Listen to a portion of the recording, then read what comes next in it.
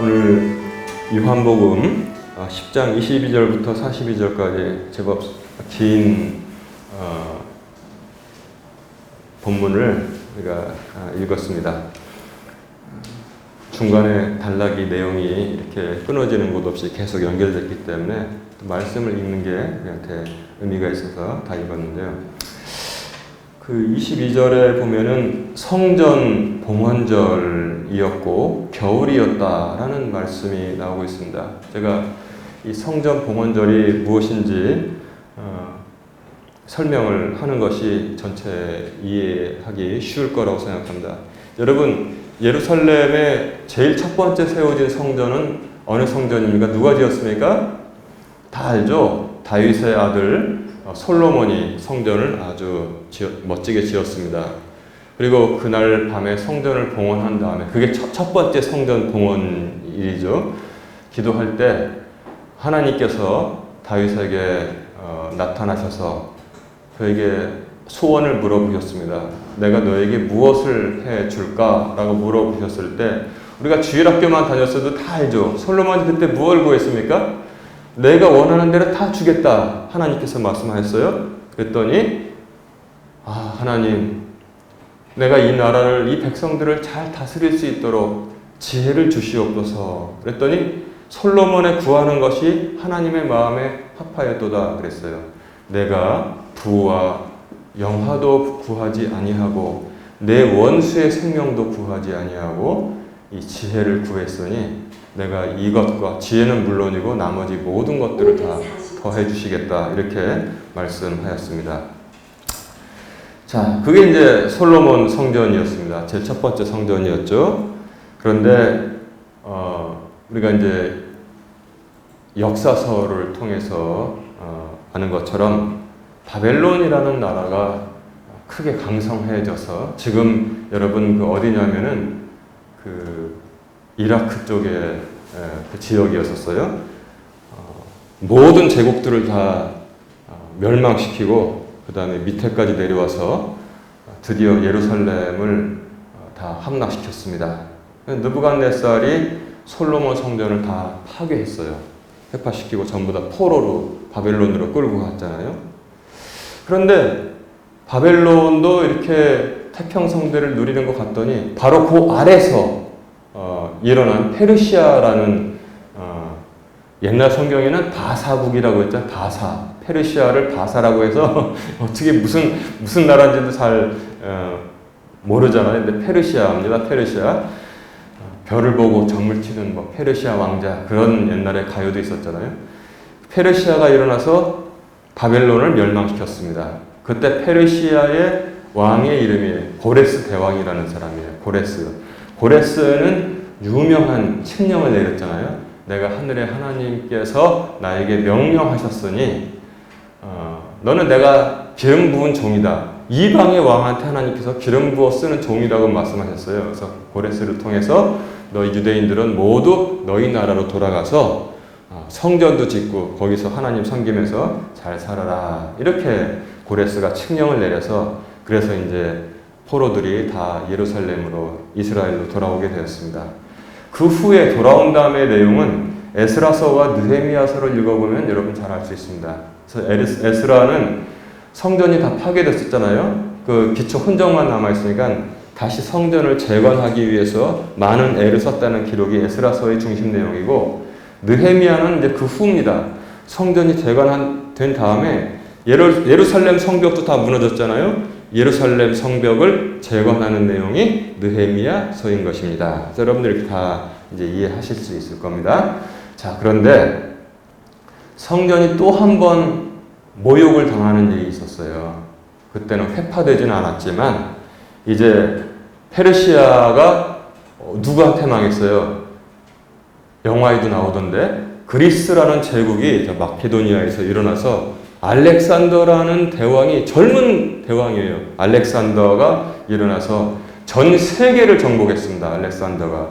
그래서 어디까지 갔냐면 인도까지 갔어요. 인도까지. 그래서 인도에서 보니까 보지 못했던 동물들도 나오고 어떤 강 앞에 서가지고 이게 세상의 끝이구나. 그래서 알렉산더가 그 자리에서 눈물을 흘리면서 통곡했다는 거 아니에요? 이유가 뭐예요? 더 이상 정복할 땅이 없어서 내가 세상 끝까지 왔기 때문에 더 이상 앞으로 나갈 수가 없구나 하고서 눈물을 흘렸다는 그러한 역사의 이 비화가 전해져 내려오는 것처럼 알렉산더의 제국은 전 세계를 다 덮는다고 그 당시 사람들의 세계관으로 그렇게 생각되게 되었습니다. 그런데 알렉산더도 젊은 나이에 세상을 병으로 떠나게 되었습니다. 그래서 33살에 세상을 떠났다고 하는데, 그러니까 대제국의 황제가 알렉산더 대왕이 세상을 떠나게 되니까 그 밑에 아주 전쟁을 같이 치러 충성스러운 장수 4명이 있었는데 그 4명의 장수가 그 대제국을 마치 우리가 전을 젓가락으로 쭉쭉 찢듯이 4등분해서 다 전부 다 자기 나라를 세우고 왕이 되었습니다. 그런데 거기서 의미 있는 두 왕가에 대해서 우리가 알아야 돼요. 당시 이스라엘 지역은 셀류시드라는 왕가에 속하여 있었고, 그 다음에 저쪽 아래 애굽은, 그러니까 이집트는 프톨레미 왕가, 그러니까 장군 이름이었었죠. 거기에 속하게 되었습니다. 그런데 말입니다. 여러분 그 알렉산드리아라는 도시를 많이 들어봤죠? 알렉산드리아. 그때도 큰 도시고 지금도 큰 도시입니다. 알렉산드리아는 뭐로 유명하냐면 등대가 그 당시에도 있었고 도서관이 있었다는 것으로도 유명합니다. 근데 알렉산드리아가 우리 기독교하고 어떻게 큰 역사적인 관계를 가지고 있냐면, 알렉산드리아에서 구약 성경을 그리스 말로 다 번역을 했습니다. 그게 이제 우리가 흔히 말하는 70인역이라고 하는데, 70인역이 왜 70인역이 됐냐? 정확히 3명씩. 그러니까 이제 72인이죠. 그래서 20 몇 개 들어가서 3명씩 들어가서 70일 동안 밤잠도 자지 않고 쭉 성경을 번역해서 나왔는데, 그 번역한 내용이 성령께서 역사하셔서 다 작구가 똑같더라. 이야, 기가 막히다. 그래서 이제 그것이 바로 이 70인역이라고 부르게 되었습니다. 자, 알렉산드리아에서 성경을 번역할 정도로 프톨레미는 굉장히 관대한 정책을 썼습니다. 그래서 유대인들은 너희들 종교, 너희들 신앙 가지고, 또 애굽 사람, 이집트 사람들은 또 이집트 신앙을 가지고 이렇게 관용적인 정책을 썼어요. 그래서 알렉산드리아에서 성경을 헬라어로 번역하는 것이 가능했다. 이 사실을 여러분들 알아야 됩니다. 그런데 이집트는 저 남쪽이잖아요. 그런데 요 이스라엘 지역을 다스렸던 셀리스드 왕조의 안티오쿠스 4세라는 이 사람은 정말 지독한 사람이었습니다. 지독했어요. 자기를 어떻게 부르라고 했냐면 에피파네스. 그래서 안티오쿠스 에피파네스라고 부르겠습니다. 여러분, 에피파네스라는 것은 뭐냐면, 판이라는 것은 보인다는 뜻이에요. 즉 하나님의 모습이 내 안에서 신의 모습이 보여질 것이다. 이렇게 이제 신현현이라 자기를 그렇게 부르도록 했습니다. 그래서 예수님 이 땅에 태어나시기 175년 전부터 164년까지 한 11년 통치를 했는데, 얼마나 지독한 사람인지 당시 이스라엘 국민들이 얼마나 큰 피해를 보고 성전이 모욕을 당했는지를 알 수 있습니다. 이름은 괜찮았어요. 이름은 안티오쿠스. 그러니까 뭐 안디옥이 뭐예요? 요즘도 안디옥 교회가 많죠. 이방에 세워진 그런 첫 교회, 안디옥 교회. 그래서 안디옥 교회도 저희 집 갈 때도 저쪽에 보면 있어요. 법원 사거리 쪽에. 그런데 이름은 그런데 에피파네스라는 것은 아주 교만한 별명을 자기가 붙인 것이고, 이 사람은 철저하게 그리스 문명, 즉 헬라 문명 중심 최고 사상을 가지고 있었어요. 지금의 그 중국 사람들이 생각하는 거하고 좀 비슷한 생각을 했습니다. 그거보다 더 악했죠. 중국은 뭐냐면 나라 이름 자체가 뭡니까? 가운데 중자를 씁니다. 가운데 중자. 자기들이 세상의 중심이라는 거예요. 그래서 자기들이 가지고 있는 사상을 뭐라고 해요? 중화 사상이라고 그래요. 중화 사상. 자기들의 세상이 중심이고, 세상이 자기들 중심으로 돌아가야 되고, 주변에 있는 모든 나라들은 다 오랑캐다 이렇게 부른단 말이에요. 이 기분 굉장히 나쁘죠. 그래서 그 학교에서 배웠죠, 역사 시간에. 우리나라 사람을 중국 사람들이 뭐라고 불렀냐면 동쪽에 있는 오랑캐다 그래가지고 동이족이라고 불렀다고 하는데, 또 우리나라는 중국을 뭐라고 부릅니까? 빼놈이라고 하고 또 오랑캐라고 부릅니다. 오랑캐 중공군. 그래서 이제 그렇게 서로 부르고 있는데, 이 셀루시드 왕조의 안티오쿠스 에피파네스는 그리스 문명 중심 사상을 가지고 있어서 다른 나라, 즉 유대교의 독특함을 인정하지 않았습니다. 알렉산드리아도 인정했고 로마 황제도, 나중에 그리스가 망한 다음에 로마가 일어났잖아요. 로마 황제마저도 유대교를 인정을 했는데, 그런데 이 안티오쿠스 4세는 절대 인정하지 않았습니다. 그리고 전부 다 그리스 신인 제우스를 섬겨라, 그렇게 명령을 내렸어요. 그랬더니 이스라엘 사람들이 우상 앞에 절할 수 없다 해서 얼마나 많이 저항을 하고 처형을 당했는지 모릅니다. 그런데 그 안티오쿠스가 가만히 있다가 저 유태인들을 어떻게 좀 말살을 시키던지 아니면 힘들게 만들어야겠는데 어떻게 하면 좋을까? 그들의 중심지가 바로 예루살렘 성전입니다. 이런 소리를 들은 거예요. 그래서 그래? 그럼 본거지가 예루살렘 성전이구나. 그런데 유대인들은 돼지를 아주 가증스러운 동물로 봐서 먹지도 않고 그 다음에 손 대지도 않습니다. 그래? 그거 아주 좋다. 야 얘들아, 돼지를 잡아와라. 돼지를. 그래가지고 돼지를 잡았습니다. 그래도 그 피가 막, 그 돼지 피 있잖아요. 돼지 피를 가지고 어디로 갔냐면 성전에 갔어요. 세상에.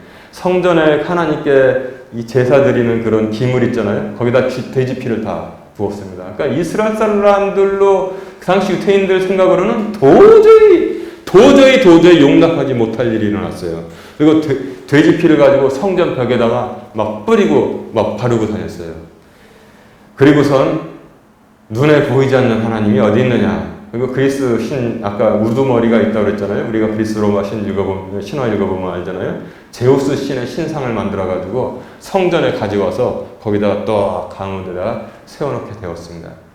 그리고 또 이스라엘 그 제사장들에게 목 잘릴래 돼지고기 먹을래, 목 잘릴래 삼겹살 먹을래, 이렇게 해서 입에다가 억지로 막 안 먹겠다는 사람 돼지고기를 막 쑤셔놓고 이놈들아 맛있지 맛있지 이렇게 아주 처참하게 모욕을 했습니다. 그랬더니 도저히 안 되겠다 해서 유다 마카베우스라는 그러한 그 지도자가 일어나서 혁명을 일으키게 됐어요. 그래서 우리가 저놈들에게 모욕을 당하고 우상 앞에 머리를 숙이느니 싸우다 죽자 옳소 해가지고 전부 다 똘똘 뭉쳐서 전쟁을 그리스하고 치렀는데, 오 세상에 이겼어. 얼마나 죽기 살기로 싸웠으면은 마카비우스가 혁명을 일으켜가지고 혁명이 성공해서 이놈들이 다 도망가게 되었습니다. 그래가지고 성전을 회복했어요. 가서 얼마나 감격하겠습니까? 그래서 물 떠다가 이 돼지 피를 씻으면서 또 기물을 깨끗이 닦어. 근데 닦어도 이건 부정한 거니까 다 그냥 새로 만들고 그랬는데, 성전에는 항상 그 등불이 이렇게 켜져 있었잖아요. 근데 그 등불도 여러분 구약의 기준에 따라서 성스러운 기름, 그 방식대로만 기름을 짜서 그렇게 넣어야 된단 말이에요. 근데 세상에 기름이 역사에 따르면 단 하루 기름밖에 안 남았습니다. 그럼 하루 있으면은 불이 꺼지게 됐어요. 근데 그 기름을 짜서 만들려면은 최소한 일주일은 간다는 거예요. 일주일은. 근데 어떻게 일주일 동안 그럼 불이 꺼진 채로 있어야 되잖아요. 성전에 등이 꺼진 채로 있어야 되잖아요. 그래서 할 수 없이 불을 붙여서 하루 그 등을 켜놨는데 놀라운 일이 일어났다는 거예요. 그 기름이 닳질 않아요. 그래가지고 8일 동안 계속 불이 켜져 있었다는 그런 기록이 있습니다. 그러니까 그동안 또 새로운 기름을 만들었잖아요. 그래서 성전의 등불이 꺼지지 않도록 하셨다는 것입니다. 이사야서 42장 3절에 보면은 상한 갈대를 꺾지 아니하시고 꺼져가는 등불을 끄지 아니하신다. 그 말씀 있지 않습니까? 그 말씀 그대로 그 성전에서 기적이 일어났다는 것을 역사가 전하고 있습니다. 그래서 바로 이 성전을 승리해서 하나님께 다시 깨끗하게 하고 봉헌한 날, 성전 기념일이 바로 성전 봉헌절이 된 겁니다. 오늘 본문에 나오는 성전 봉헌절. 때는 겨울이라 그랬잖아요. 이것은 뭐냐면 12월 25일 정도가 그때였을 것이다. 딱 계산해 보니까 맞죠. 유대 달력으로는 키슬레브 월이라고 하는데 우리는 12월 동지 바로 지나서 그때가 바로 성전 봉헌절이라고 합니다. 근데 이것을 지금 이스라엘 사람들은 최고의 명절 중에 하나로 지켜요. 최고의 명절. 이 명절 이름을 뭐라고 부르냐면 하누카절이라고 부릅니다. 하누카절. 성전이 모욕당했을 때 그것을 죽기 살기로 싸워서 다시 뺏어서 하나님께 깨끗이 해서 다시 봉헌했다 해서 하누카절, 성전 봉헌절, 즉 12월 25일 그때가 됩니다. 자, 이때 악한 자들이 나타나서 예수님을 회방했는데 죽이려고 이 특기가 뭐냐면 툭 하면 돌 들어가지고 예수님께 던지려고 했잖아요. 이 악마들의 끈질김을 우리가 이거 달력을 보면 생각해 볼 수 있어요. 12월 25일 성전 봉헌절 하누카절에도 예수님을 돌로 쳐 죽이려고 했다가 실패하니까 나중에 뭐예요? 한 4개월 더 지나면 고난주가 나오고 왜 십자가에 금요일날 달려 죽으셨잖아요. 그때까지 끈질기게 이렇게 예수님을 공격했던 것을 볼 수 있습니다. 그때 예수님께서는 성전 봉헌절 즉 하누카절에 겨울이었더라. 성경이 지금 그렇게 전하고 있잖아요. 예루살렘의 성전 봉헌절이 이르렀는데 즉 하누카절 때는 겨울이더라. 12월 25일이니까 그런 거죠. 주랑을 거니시고 계셨다고 그랬어요. 주랑. 여러분 주랑이 뭔지 아세요? 주랑은 뭐냐면 여긴 이렇게 벽이 있잖아요. 벽이 없이 기둥만 쭉 세워놓은 데를 말하는 거예요. 한쪽은 벽이든지 이쪽은 기둥만 기둥만 쭉 있어서 밖이 훤하게 보이는 거죠. 주랑을 이렇게 주님께서 거닐고 계셨는데 이 주랑은 어딜 말하냐면 솔로몬 주랑이에요. 즉 동쪽을 바라보게 되어 있습니다. 동쪽 면에 있는 주랑이에요. 근데 동쪽 주랑 바로 저쪽에는 앞에는 뭐가 있었냐면 올리브산이 있었어요. 올리브산. 감람산이라고 성경에서는 옛날 성경에는 감람산이라고 부르죠. 감람산. 올리브 기름이 감람유예요. 예수님은 올리브유, 즉 감람을 상징하고 있습니다. 그래서 예수님이 승천하신 것도 올리브산이고 그 다음에 뭐예요? 다시 주님께서 요한계시록에 보면은 다시 재림하실 때 어느 산에 어디로 오신다고 그랬어요? 바로 이 감람산으로 내려오신다고 성경은 전하고 있는 것입니다. 자, 이렇게 제가 배경 설명을 했어요. 공간적인 배경, 그리고 또한 역사적인, 시대적인 배경을 설명했습니다. 자, 그런데 이 악질 유대인들이 또 예수님을 쫓아왔습니다. 그리고 질문을 합니다. 질문이 굉장히 명쾌한 것 같아요. 질문의 내용만 가만히 읽어보면은 굉장히 결단하려고 하는 질문 같아요. 질문 제가 읽어볼게요. 당신은 언제까지 우리로 하여금 의심하게 하시나이까? 당신이 그리스도라면 우리에게 분명히 말씀하소서. 이렇게 돼 있어요. 좋은 질문 같아요? 나쁜 질문 같아요?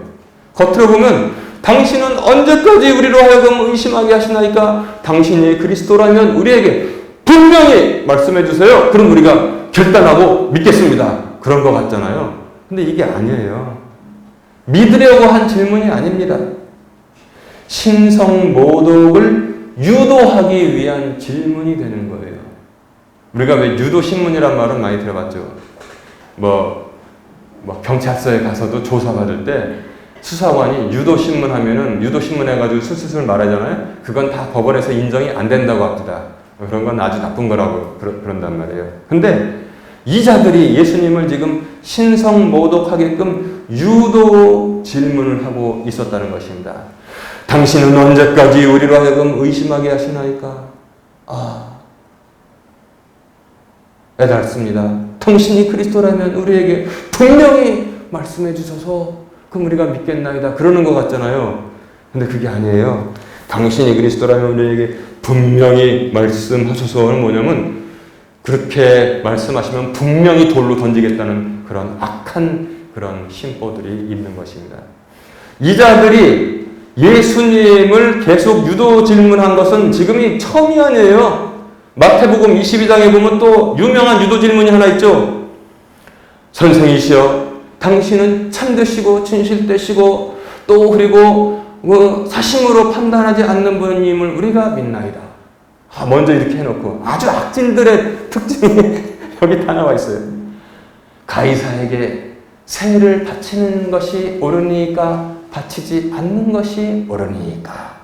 야, 바쳐라 그러면 반역자라고 돌 집어 던질 것이고, 바치지 말라 그러면은 뭐예요? 로마 황제에 대해서 반역했다 그래가지고 신고해가지고 또 잡아가게 하려고 그러고. 하여튼 예수님 집은 악질들만 따라다녔어. 악질들만. 제자 빼놓고, 하여튼 신성 모독을 유도하려고 하는 질문을 지금 딱 던졌을 때 예수님께서 말씀하시기를, 너희들은 내 양들에 속하지 않는다 그랬어요. 내 놈들은 내 양들이 아니다 그랬어요. 너희들은 내 양이 아니기 때문에 안 믿는다 그랬어요. 여러분, 양인지 염소인지 구분하는 것도 성경에 기준이 많은데 믿음이 없는 사람들은 왜 못 믿느냐? 예수님의 양이 아니기 때문에 안 믿는다는 거예요. 옛날에 그렇게 예수님께서 말씀해 주셨어요. 너희들은 내 양이 아니기 때문에 안 믿는 것이다. 내 양은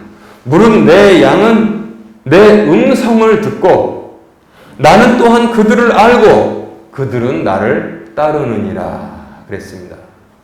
그들은 나를 따르느니라. 그리고 그 양들에게 영원한 생명을 주며 또한 아버지께서 영원히 그들을 붙잡고 있기 때문에 빼앗기지 아니하신다 그랬습니다. 이 얼마나 귀한 말씀이에요. 우리는 누굽니까? 목자이신 예수님의 양들이란 말이에요. 우리는 양들입니다. 그래서 교회에서 많이 쓰잖아요. 양들은 참 좋은 동물입니다. 그래서 양과 염소에 대해서 제가 이 하와이에서 열방대학에서 교육받을 때 저기 몽고에서 온 선교사가 있었어요. 그래서 이제 우리 조라서 같이 식사도 하고 얘기를 많이 했는데, 몽고에서 양도 있고 염소도 있대요. 근데 재밌는 몽고에 속담이 있답니다. 저한테 그러더라고요. 목사님, 양과 염소의 차이를 아세요? 그래서 어떤 말씀입니까? 한번 말씀해 보세요. 했더니 몽고에는 이런 속담이 있대요. 모든 사람과 마을 전체 잔치를 하려면 염소를 잡아라. 그러나 가족끼리 몰래 식사할 때는 양을 잡아라. 그런 속담이 있대요. 그러니까 뭐냐면 염소를 하나 잡으려고 그러면 아이고 동네 사람들 우리 주인이 나 잡아먹으려고 합니다.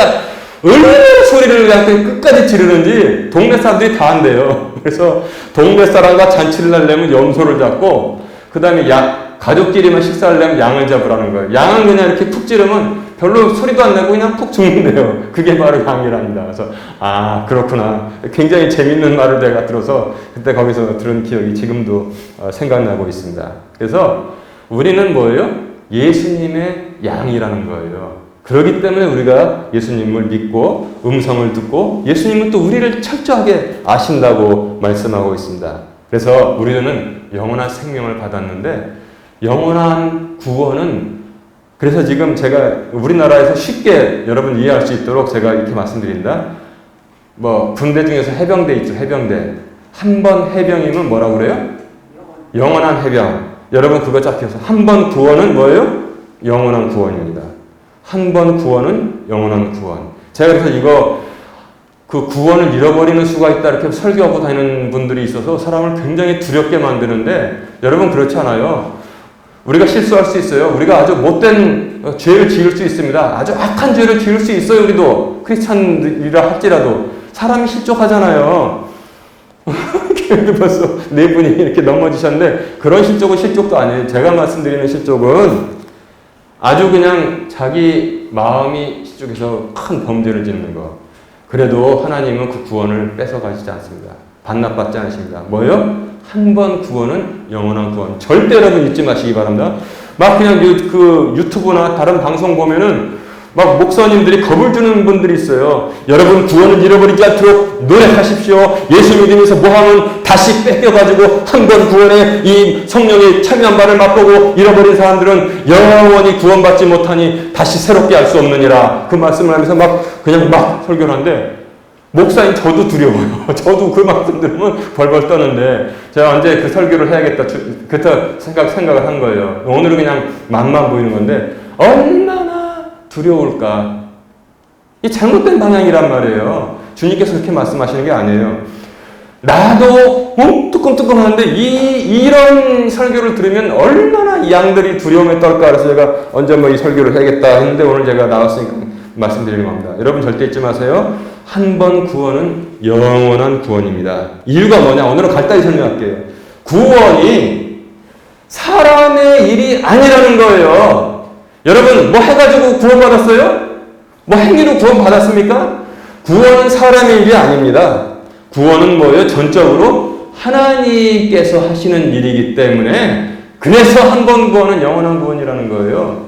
우리가 하는 구원이라면 우리가 여자들은 옛날에 들은 말인데 죄송합니다. 요새는 그런 말 쓰지도 않죠. 밥상 들고 문지방을 넘을 때 생각이 12번을 바뀐다고 하던데 그렇게 변덕스럽게 바뀌면 어떡해요?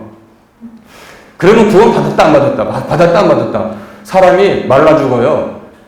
구원은 사람의 일이 아니라 하나님의 일이기 때문에 한 번 구원은 영원한 구원임을 여러분들 완전하게 믿으시기를 주님의 이름으로 축원합니다. 예.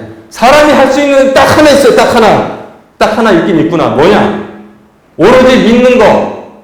예수님을 믿는 거. 그거 하나밖에 없다는 거예요. 그거 외에는 할 수 있는 게 아무것도 없어요. 그래서 로마서 8장 38절 39절이 이렇게 잘 정리를 해줬습니다. 제가 읽어보겠습니다. 내가 확신하노니 사망이나 생명이나 천사들이나 정사들이나 권능들이나 현재 있는 것들이나 장래 있는 것들이나 높음이나 깊음이나 다른 어떠한 창조물이라도 능히 우리를 그리스도 예수 우리 주 안에 있는 하나님의 사랑에서 떼어놓지 못하리라. 아멘. 세상의 그 어느 것도 지금 있는 것도 앞으로 생길 것도 뭐예요? 우리를 뭐예요? 그리스도 예수 우리 주 안에 있는 하나님의 사랑에서 떼어놓을 수 없다는 거예요. 떼어놓을 수 없다는 거예요. 얼마나 감사합니까? 나는 가만히 생각해보면 참 저는 기독교 집안에서 태어나서 믿었다고 하지만 기독교 집안에서 태어났다고 다 믿습니까? 안 믿는다고 또 뛰쳐나가는 일도 있는데 돌아오는 일도 있지만 저는 그래서 참 감사해요. 이 귀한 것을 우리가 지금 비밀로 다 간직하고 있다는 거예요. 그것을 전할 수 있는 그런 길이 열리기를 주님의 이름으로 축복합니다. 그래서 그들은 예수님을 오히려 뭐라고 그랬냐면 신성모독이라고 거부했습니다. 툭하면 버릇 돌 들어가지고 던지려고 했는데 예루살렘은 예수님을 핍박만 했어요. 이 대도시는. 그러니까 예수님께서 거기를 나와서 요단 건너편 처음에 요한으로부터 침례받으시던 그곳으로 가셨는데 거기서는 말이에요. 많은 사람들이 다 믿었다고 성경은 전하고 있어요. 그러니까 예루살렘에 대해서 주님께서 뭐라고 말씀하셨어요? 예루살렘아 예루살렘아 너에게 파송된 자를 돌로 치는 자여 암탉이 자기 새끼들을 자기 품 안에 안으려고 하는 것처럼 내가 너희들에게 한 것이 몇 번이냐? 그러나 너희가 원치 아니하였도다. 보라 날이 이르르니 너희가 황폐하여 버려진 바 되리라. 그렇게 주님께서 예루살렘을 보시면서 탄식을 하시면서 울으셨다고 성경이 전하고 있어요. 반면 그러나 요단강 건너서 저쪽으로 가서 아주 그냥 그 변두리 동네에 갔을 때 그들은 많이 주님을 믿었다고 성경이 전하고 있어요. 이것도 다 예언이 되어 있었어요. 볼까요? 누가복음 4장 18절에 이렇게 전하고 있습니다. 주의 영께서 내게 임하셨으니 이는 그분께서 내게 기름을 부으사 가난한 자들에게 복음을 선포하게 하셨기 때문이라. 그분께서 나를 보내신 것은 마음이 상한 자를 고치며 보로된 자들에게 구출을 눈먼 자들에게 다시 보게 함을 선포하고 상처 입은 자들을 자유롭게 하며 주의 받아주시는 해를 선포하게 하려 하심이라. 아멘. 놀랍잖아요. 말씀으로 선포된 것이 역사 안에서 그대로 치밀하게 다 이루어지고 있습니다. 우리는 뭐예요? 그래서 복된 자가 되어야 됩니다. 옛날 성경에는 심령이 가난한 자였는데 마음이 가난한 자가 되어야 되는 거예요. 가난한 자들에게 복음을 선포하려 하게 하셨기 때문이라 하겠습니다. 우리는 주의 양이고 주님은 우리의 목자가 되시는 거예요. 우리는 양이기 때문에 주님을 믿는 거예요. 다른 이유가 없어요. 우리가 양이란 말이에요. 얼마나 참 은혜롭고 또한 귀엽고 순합니까? 양은 그냥 동네 잔치는 못한대요. 염소는 그냥 그 선교사 말이 지금 재밌어요. 염소 하나 잡으려면 온 동네가 다 한다는 거예요. 얼마나 소리를 지르는지. 근데 양은 그냥 이렇게 주인이 이렇게 칼로 쿡 찔르면 그냥 휙 소리도 없이 죽는데요. 참 그 말이 남았습니다. 그런데 우리는 양이잖아요. 양이 누리는 특권을 제가 말씀드려 볼까요? 첫 번째, 양은 걱정할 것이 없습니다. 어디 가면은 풀이 많을까? 어디 가면 맑은 물이 있을까는 누가 걱정해요? 목자가 걱정합니까? 양이 걱정합니까? 목자가 걱정하시는 거예요. 그러니까 시편 23편 여호와는 나의 목자시니 내게 부족함이 없으리로다. 그가 나를 푸른 초장과 잔잔한 물가로 인도하시며 야, 얼마나 감사해요. 우리는 양이란 말이에요. 주님께서 우리 모두의 삶을 항상 시시때때로 인도하실 것을 믿습니다. 아멘. 항상 인도하신단 말이에요. 목자가 인도하신단 말이에요. 우리는 항상 평안합니다. 근데 두 번째는 뭐냐면 목자는 양들을 알잖아요. 목자는 양을 알아요. 야, 이게 또 기가 막힌 거죠? 목자는 양을 알아요. 우리는 또 주님의 음성을 또 알아듣습니다. 저 양을 키워본 적이 없잖아요. 우리나라 양 뭐 어디 못 봤잖아요. 근데 짐승들이 주인의 음성을 알아듣는다는 것은 더 기가 막히게 알아듣더라고요. 제가 예전에 용인에 우리 외삼촌 그 집에 가서 이렇게 가는데 도란도란 얘기를 하면서 이렇게 가니까 저쪽에서 그 껌껌한데 왜 그래요? 소가. 그러니까 외삼촌이 그러더라고요. 아이고 저는 판지가 언젠데 지금까지 내 목소리가 들리니까 자기 여기 있다고 그런다고. 자기 여기 있다고. 그 주인 소리를 판지가 한 10개월 됐대요. 근데도 알아듣는 거예요. 알아듣고 나 여기 있습니다. 그렇다는 거예요. 여러분 양들은 말이에요. 목자의 음성을 듣는다고 했습니다. 양들은 목자의 음성을 들어요. 응? 그래서 우리가 양인 거예요. 우리가 양. 주님의 음성을 알아듣는 것입니다. 그리고 또 주님은 우리를 아시는데 얼마큼 우리를 알아주시냐. 난 이거 참 감사해요. 마태복음 10장 29절에 그러나 오직 너희에게는 아버지께서 너희 머리털까지도 다 세신 바 되었나니. 그렇습니다. 이야, 우리의 머리카락이 시시로 바뀌어요. 시시로.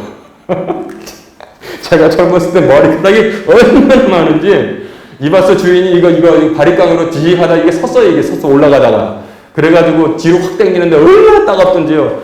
그 이발소 주인이 저한테 그랬습니다. 그분이 야 너는 돈 더 내라. 왜 이렇게 머리도 없애고 그냥 이렇게 수시만 나고. 근데 와 이 피부염이 오니까 엄청 빠지는데 제가 또 걱정 안 해요. 주님 맨날 세시고 계시니까 나 그것만 믿습니다. 이건 뭐 반 농담이고요. 우리도 우리 머리카락을 얼마큼 세시는지 있는지 몰라요. 모르잖아요. 그쵸? 권사님들 머리카락 얼마 있는지 알아요? 권사님 알아요? 세지도 못해. 제가 우리 아이들, 여러분들도 아이들 사랑하시죠? 머리카락 세신 적 있습니까? 갓난아기 때부터 우리가 셀 수가 없어요. 근데 주님께서 우리의 머리털까지도 다 세시고 계시니 염려할 것 없다고 성경이 우리에게 전하고 있는 거예요. 우리가 이렇게 복받은 존재라는 겁니다. 이렇게 복받았어요. 예? 그리고 또 뭡니까? 세 번째 우리 특권은 뭐예요? 한 번 잡으신 손은 절대 놓지 아니하신다고 그랬어요. 양들은 또 근데 특징이 있대요. 고집이 세야 돼, 고집이. 양 고집이 되게 세야 돼요. 그냥 소리는 못 지르는데 또 그리고 양들은 또 특징이 있대요. 길눈이 어둡대, 길눈이. 그래가지고 길을 못 찾아온대요, 잘. 그래가지고 엉뚱한 길로 가잖아요. 근데 주님은 한 번 잡으신 손은 절대 놓지 않으신다. 그래서 양 100마리가 있는데 한 마리가 빠졌잖아요. 그러면 99마리 양을 놓고 주님께서 벼랑 저 위험한 곳에서 거기까지 또 간 거야. 길눈이 어두우니까. 거기 가서 우리 있는데 또 잡아서 품에 안고 돌아오신다고 성경이 전하고 있지 않습니까? 다 성경 말씀이 이렇게 다 맞는 거예요. 우리를 안심시키고 우리가 얼마나 복받은 존재임을 말씀해주고 있는 것입니다. 여러분 어려운 일 당하면 하나님께 기도 이렇게 해보세요. 하나님 저 양인데 길 좀 인도해 주세요. 먹을 거 주셔야죠. 마실 거 주셔야죠. 응? 제 머리털 끝까지 다 세심받아였죠. 감사합니다. 하나님이 그 말씀을 항상 기억하고 계신다는 것입니다. 이제 말씀을 정리합니다. 우리는 예수님의 양이고 그분은 우리의 목자 되십니다. 그분은 하나님이시고 전지전능하시고 또한 그러나 그렇게 너무나 우리가 어떻게 부를 수도 없는 분이 우리에게는 머리털까지 다 세시고 계신다고 성경은 확증해서 말씀을 해 주시고 있습니다. 하나님은 신실하시고 미쁘시기에 말씀을 절대로 변개하지 않으십니다. 우리는 염려와 근심할 이유가 없는 존재라는 사실을 성경이 전하고 있습니다. 내일 일을 염려하지 말라고 했어요. 이것은 다 이방인들이 구하는 것이라고 했습니다. 우리가 양임을 잊지 마시고 목자이신 주님의 음성을 들읍시다. 오직 우리는 그분의 음성을 들을 때 모든 문제와 염려와 근심이 아침 안개와 같이 다 사라질 것을 주님의 이름으로 축원합니다.